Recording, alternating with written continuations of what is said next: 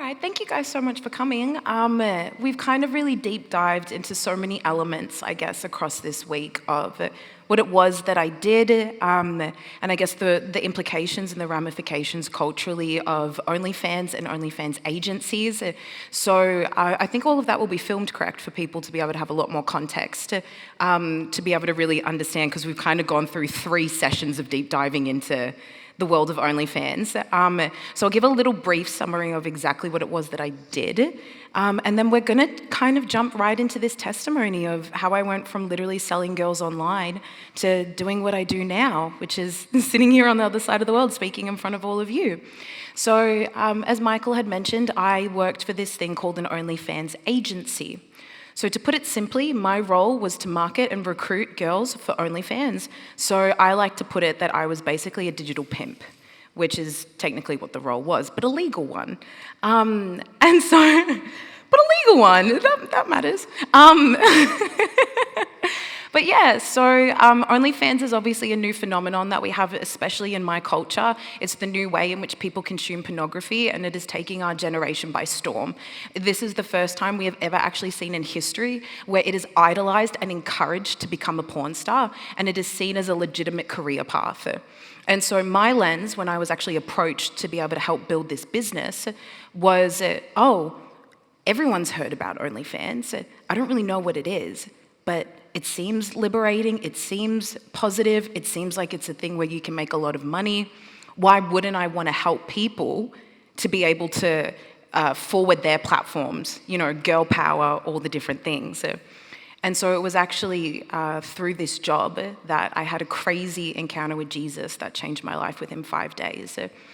But basically, I guess a little bit of context of who I was before OnlyFans agency world and some of the crazy things that the Lord has delivered me from. And we'll get into just the miraculous way that in 5 days he changed my life, but in 8 weeks he healed everything.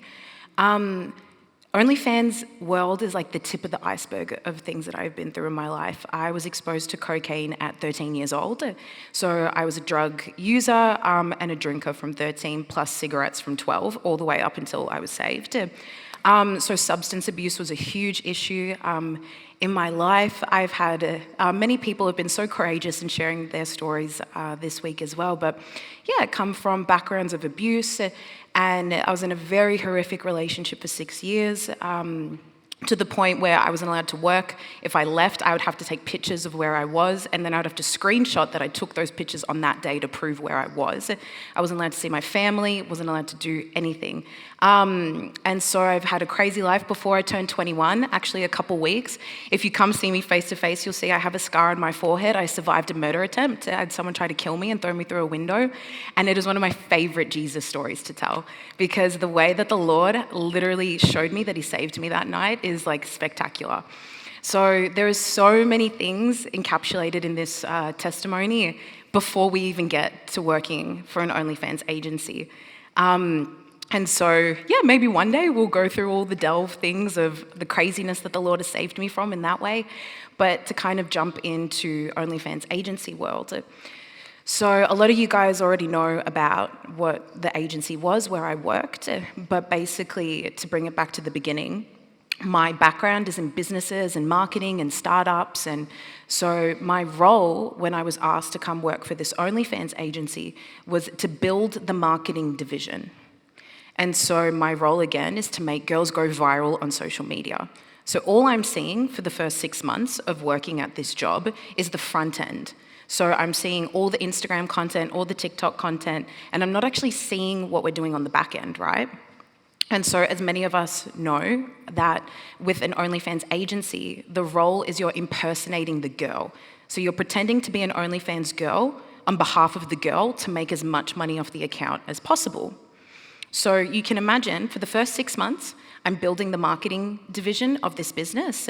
But what we had realized over this period of time is that if you're impersonating a person, and just say if you're a subscriber on OnlyFans, and you're talking to the girl on Instagram, but then you're talking to the girl on OnlyFans, but it's not the girl, and us as management, we're not communicating on what's happening on OnlyFans and what's happening on social media, well, the subscriber is starting to pick up on holes in the story. And they're starting to question, is this really you? I talk to you here, you don't know what I'm talking about, and we're scrambling behind the scenes. And so that's when we realized, oh, we need to change the business structure of what we're doing. So that's when we went from me doing all of the marketing and then the OnlyFans manager doing all the OnlyFans managing to splitting the girls in half. And then you would now do the full life cycle. So I would now do all the marketing and all the OnlyFans account management, but for less girls. So that's when I actually jumped onto the back end of OnlyFans, and I actually got to see what we were doing. And so I'm 25 at this point, I'm now 27, but I'd never been exposed to pornography. I'd never seen it. For people, and like, please don't Google this, but for the people that know, like, the only thing I've ever seen is 2 girls, 1 cup. So for people that know what that is, like, trauma, right? Yeah. So literally, I have never had an exposure to pornography. Are you guys laughing at that? Yeah, I know, it's horrific. As I said, please don't Google what that is. No one needs to know. But yeah, so that's my only exposure to porn. So now you can imagine that I've been working at this agency for 6 months and I've built relationships with these girls. And now I'm jumping on the back end of OnlyFans and I'm actually starting to see what we're doing. And I'm going, wait a minute. I'm like, this is what we're telling them they should do. This is what we're encouraging them. But that girl's really funny. But that girl's really smart. That girl's got amazing family values. That girl's really kind. And this is the acts that they're doing, and this is what we're promoting. And it didn't compute in my brain what was happening. The easiest way I can explain it is I felt like I was malfunctioning. And so I'm crying every single day. I can't open up my laptop. I can't do this job. And I remember one day, one of the girls that I was account managing for, I looked at her and I went, oh my gosh, this looks like what my little niece is gonna grow up and look like. And I went, but if my niece did this, I would be devastated.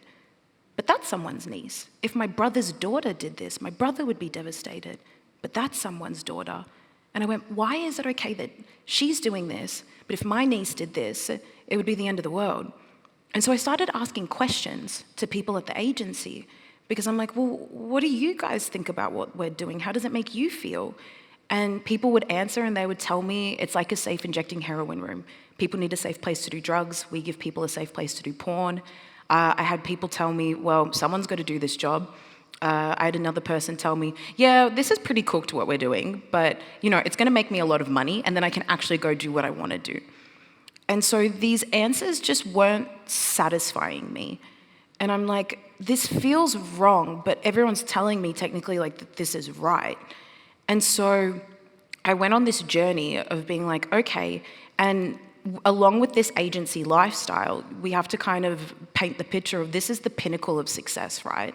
We're at the forefront of this industry that's like innovative, it's the feminine power, it's money, luxury, we're throwing parties in multi-million-dollar mansions, we've got the yachts, we've got the Lamborghinis, like the dinners, the outfits, like we've got everything, right? Because this is the lifestyle that we're presenting to these girls to be able to coax them to joining the agency. So I'm at this point, I'm like, well, the drugs aren't working anymore, and I'm staying awake for like 3-4 days on cocaine at this point. I'm not coping. I'm drinking more than I've ever drank before. Everything is just getting out of control, right? The mental health is the worst it's ever been.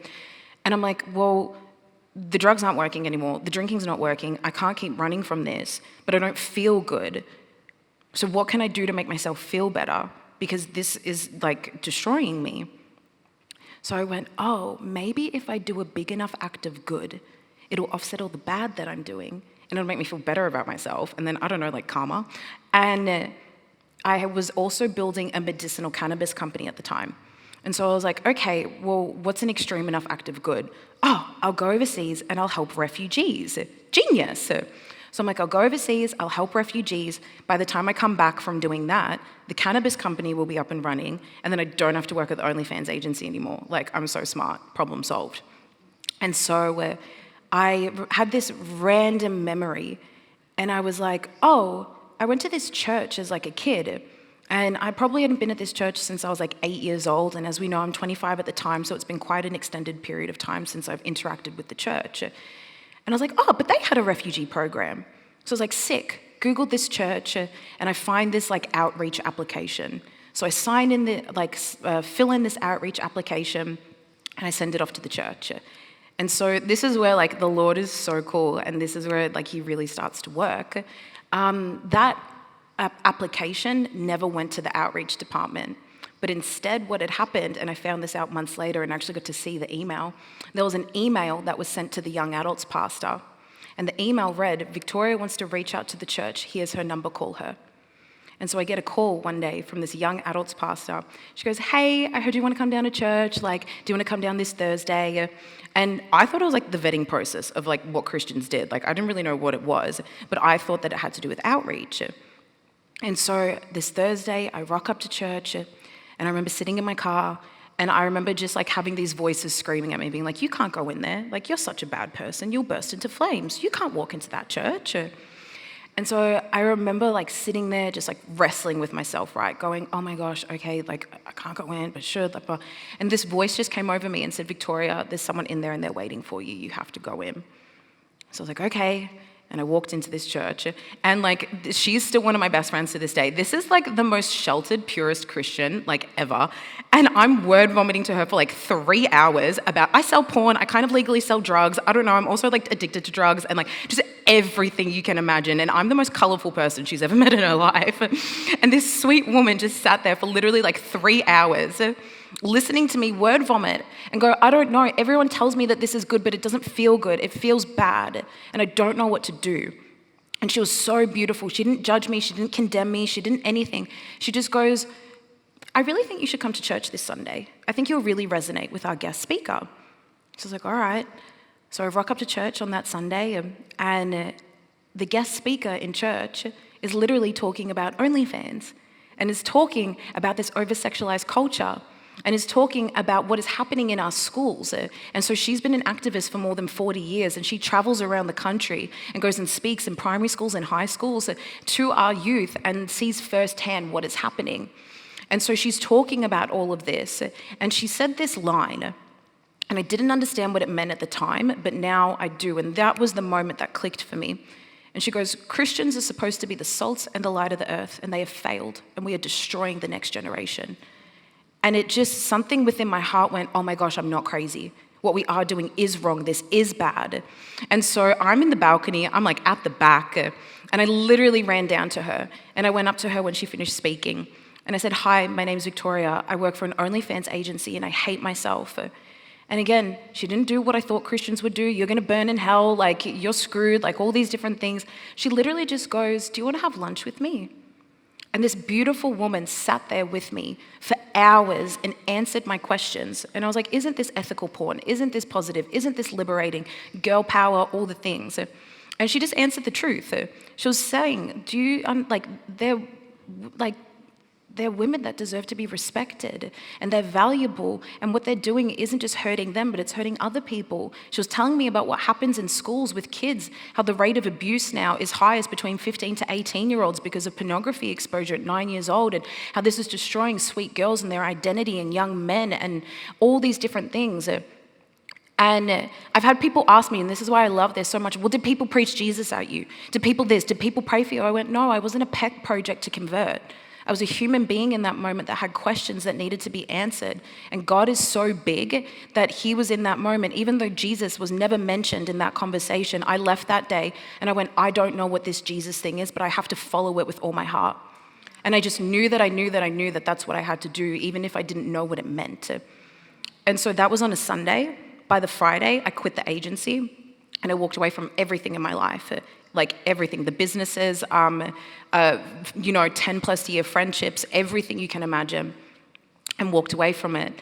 And then this crazy, crazy journey has started with God of just intense healing and deliverance. And we would need, honestly, 5 hours, which I think is so beautiful to go into the intricate details of what the Lord has done. But basically, within the first 8 weeks of getting saved, I've never read a Bible. I have no idea anything about scripture. But God would just whisper to me. And I remember once he goes, this is how I verbalized it. I went, I think I need to go away and not eat for a couple of days. And so I did. And I went away and I didn't eat for a couple of days. Now I know that's fasting and prayer. I didn't know what it was. But like I packed in like this suitcase for like an overnight trip. Like I had like 6 Bibles that I found, like 10 devotionals. And I was like, God's going to give me my destiny. He's going to tell me all the things that I'm going to know what I'm going to do. Because now I'm unemployed and I have no friends, right? And so I'm like, what am I supposed to do? And this is a couple weeks in. And I remember driving down to this place called Apollo Bay, which is just outside of Melbourne. And I remember sitting in this little hotel room, and I start to write down in this journal. And I've journaled every single day since being saved, and I have all of them. It's the coolest thing ever. And I started to write down every single traumatic event that has ever happened to me and every single ugly thought that I have ever had. And I have pages on pages on pages of all of the darkness that's within me. And then I was done, and I was like, okay, cool, like, what's next? Like, what do we do? Like, when are you going to give me my destiny and, like, all the things? And I just heard this whisper of, watch The Passion of the Christ. I didn't even know what that was. I've never seen it. And I was like, okay, so I Googled this movie. I downloaded an app to watch it on. And that's the night that Jesus revealed himself to me. And I'm watching this film, and I'm just bursting into tears. I'm crying like, oh my gosh. And that's when I understood the revelation of what the cross was and what Jesus did for us. And I remember I woke up the next day, and I just had this weird thing of like, and I didn't even know what baptism was until like 6 months later. But I was like, I think I need to get baptized. And so I Google my church, and the first thing that pops up is baptisms. And so I book in, and I get baptized like a couple weeks later. And the coolest part of that is that list that I wrote over the course of these past 2 years, I've been able to cross off every single one of the things on that list. If you look at my journal of how God has healed things, restored things, delivered things, redeemed me from things, and it's just the sweetest thing. It would be epic to sit here and just go through that list of redemption of what the Lord has done. Sobriety, as I said, that's a crazy story in itself, but I really want to get into the craziness of how we got into this. But supernaturally healed me from drugs and alcohol. Like, the actual story is crazy. He blinded me to these things. I'd be in the city walking around seeing people smoking invisible cigarettes. Like, supernaturally, what the Lord has done has been insane.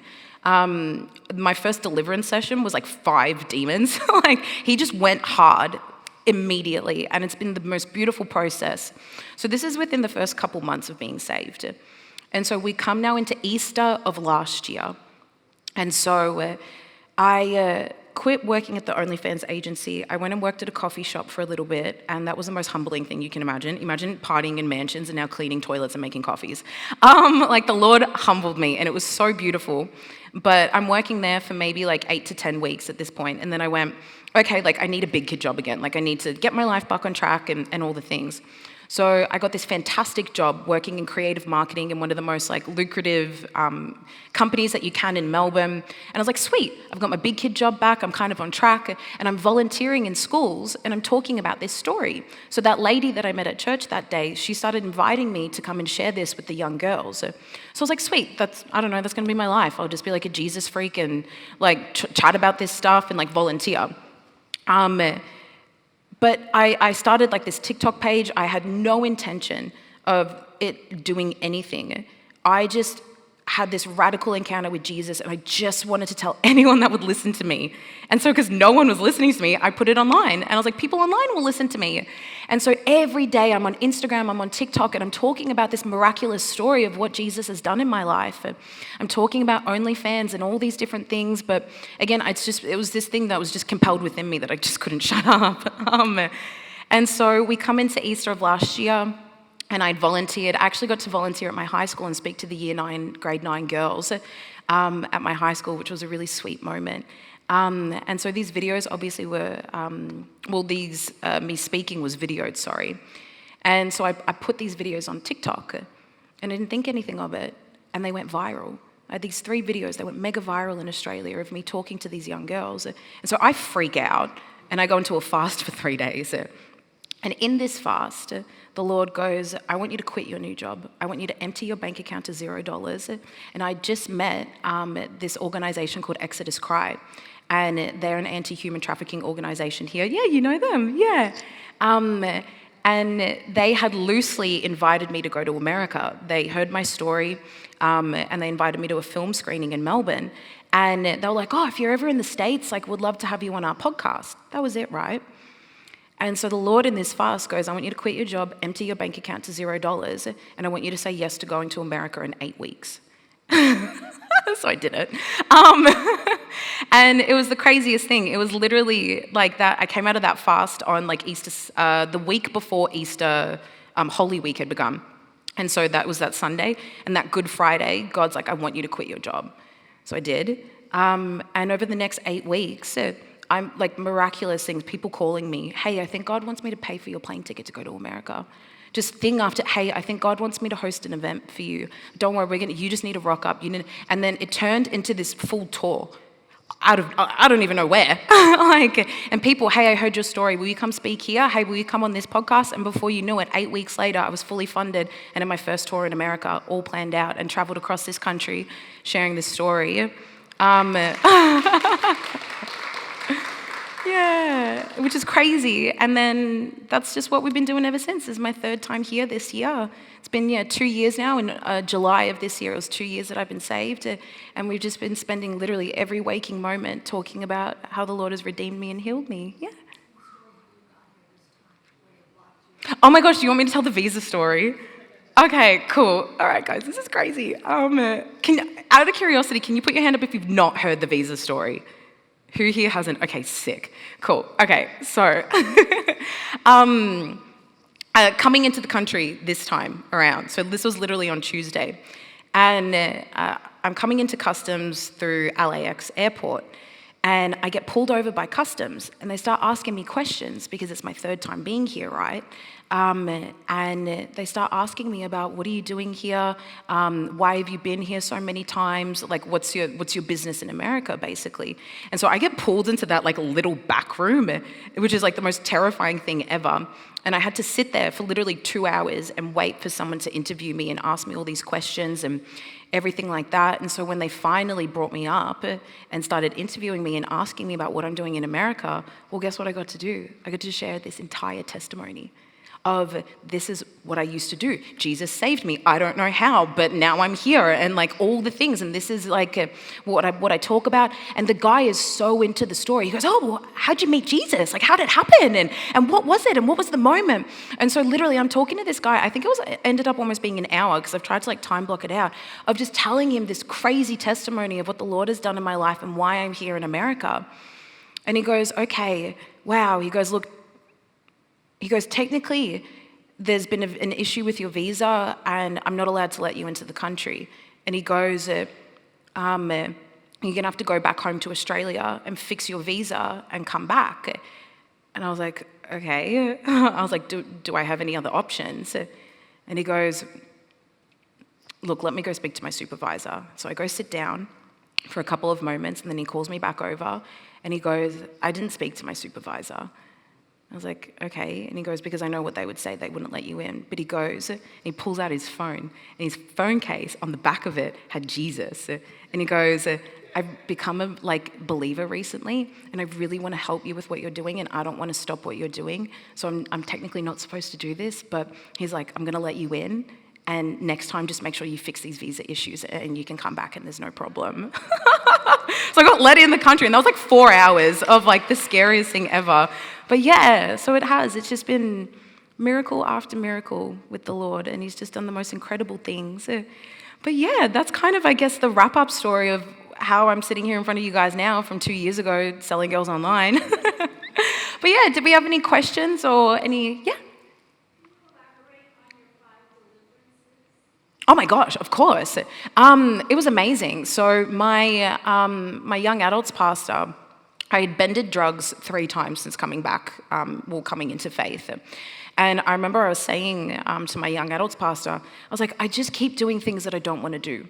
But it feels like it's bigger than me. And the things I do want to do, I'm not doing. And I just keep doing drugs, and I keep doing it. And but it like overwhelms me, it consumes me. And so she had the wisdom in that moment to go, oh, you know what I think you need? She goes, we'll book you in for prayer ministry. And I was like, what's prayer ministry? She's like, it's like therapy for Christians. So I was like, okay. So I go into this prayer ministry thing.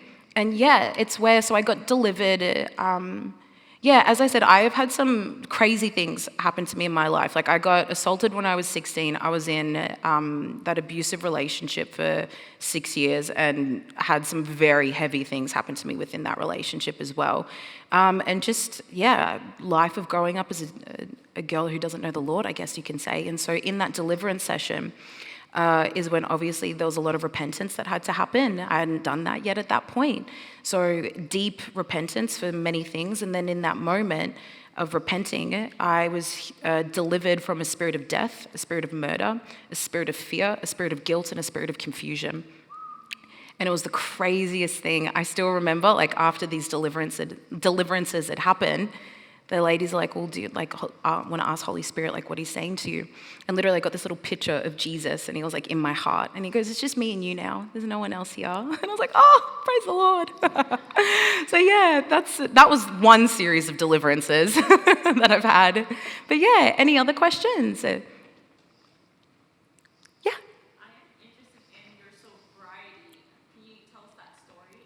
Oh my gosh, totally, yeah.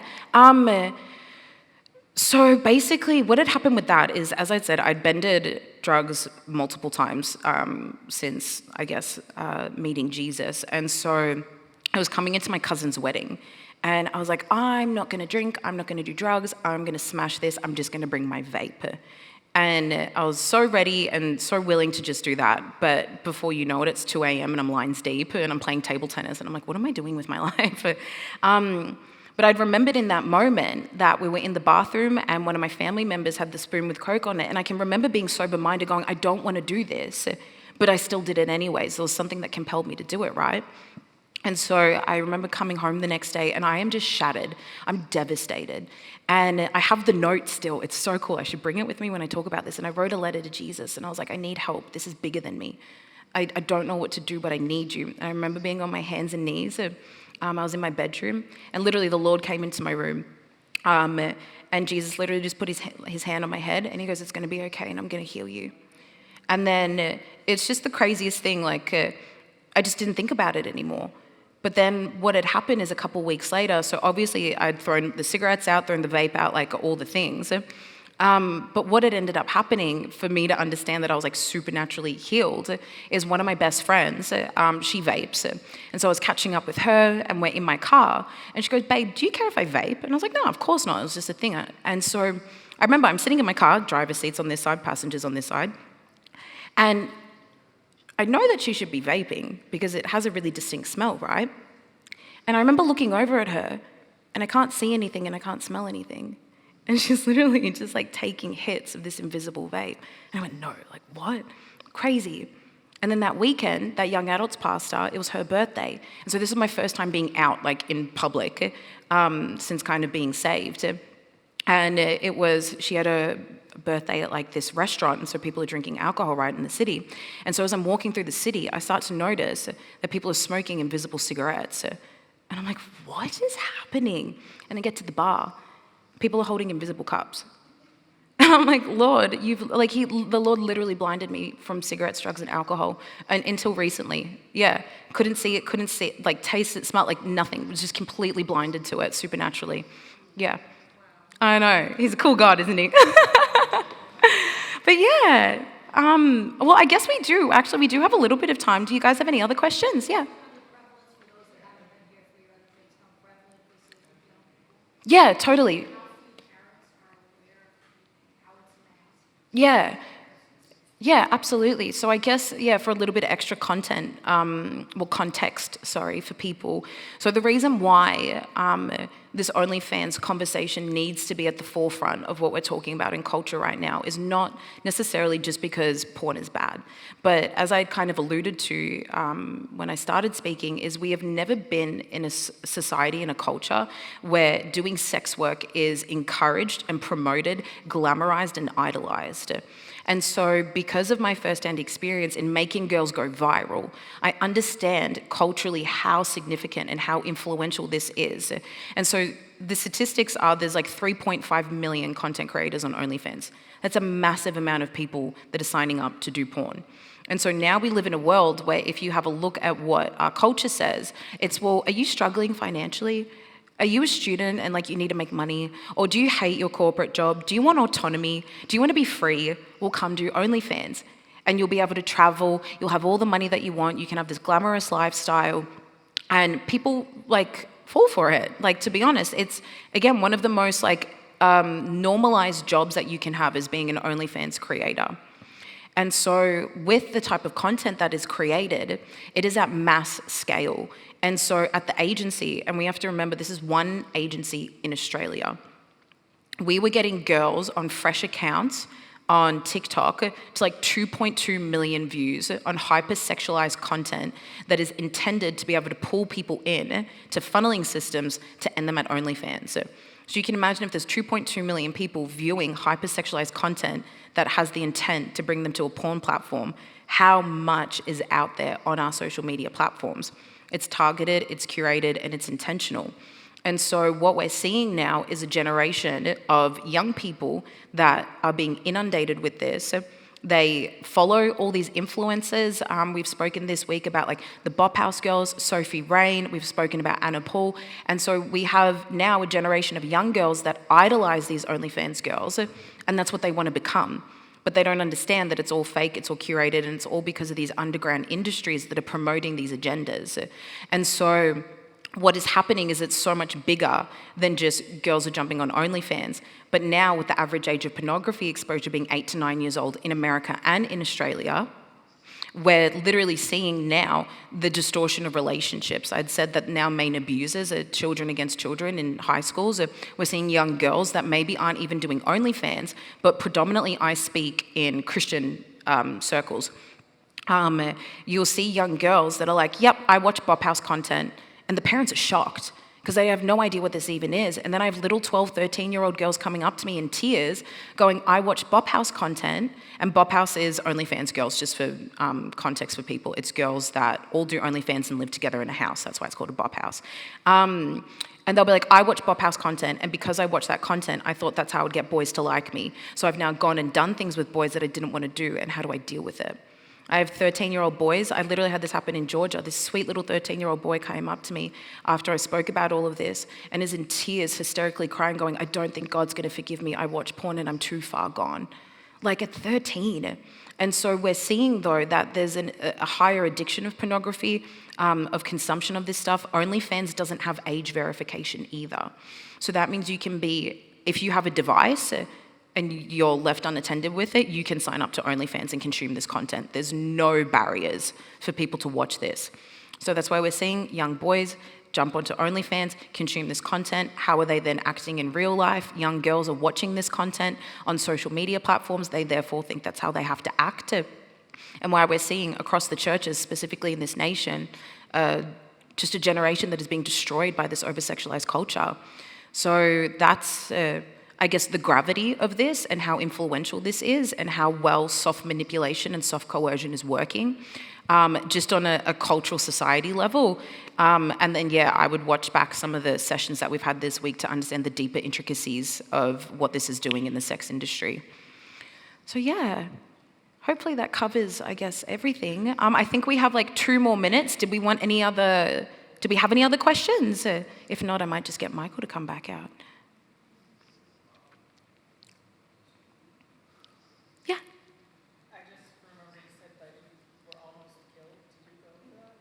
Oh my gosh, yeah, well that's a crazy story. I have 2 minutes to tell that story, but if we're interested in it, do you want to hear it? Yeah. Okay. So basically, yeah, a couple weeks before my 21st birthday, at a family event, there's a person there, and I'm going to make this succinct. We believe that they had like alcohol-induced psychosis. And so they went into it like a fit, basically. They put 3 people in the hospital that night, and I was one of them. And so what ended up happening is this person was like raging, smashed up this house, and I was trying to run and escape. And so as I was trying to run and escape, I get cornered by this person. And so that's when they throw me through. It was like a shattered window. So think there's like glass, really long piece of glass, and they threw me through that, and that's what my face split against. So I had like 15, 20 stitches in my face. It's crazy, like black eyes. And I can show you, I still have pictures. Wild. But why I love this story is because in that deliverance session that I had, I of course had to forgive this person. And it's so beautiful how God changes your heart. I mourn for this person and I pray for their salvation constantly. And in this healing and deliverance session, I was going through forgiveness of this, and the Lord had showed me a vision basically of that night, and he showed me my death. And he goes, you were supposed to die that night. And he showed how my head was supposed to go through that window and it was supposed to be, because supernaturally it made no sense. The way that I fell and all the shattered glass that was like on the window and everything, I landed on my wrists. There was no cuts, there was no, like it was just a straight cut through my head. Like it made no sense at all. And so Jesus literally showed me, he goes, you were supposed to die that night, but I saved you. And he showed me my death and he showed it, how he picked me up off the ground and he saved me.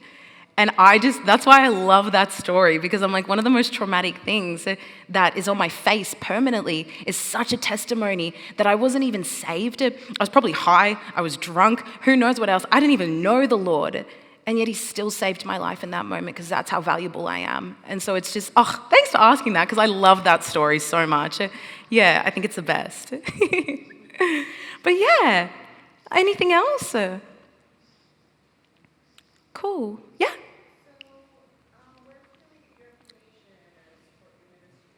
Oh, yeah, I have business cards. I can give you that. But the best thing is just following on social media and, yeah, supporting that way because I try my best to document everything of this journey for people to be able to follow along. So my business is called Creating Gems, and that's a consultancy business. Yep. And then it's all my social media is under my personal name. So, yeah, I can just give you a business card at the end with everything on it. Yeah. Yeah, you're welcome.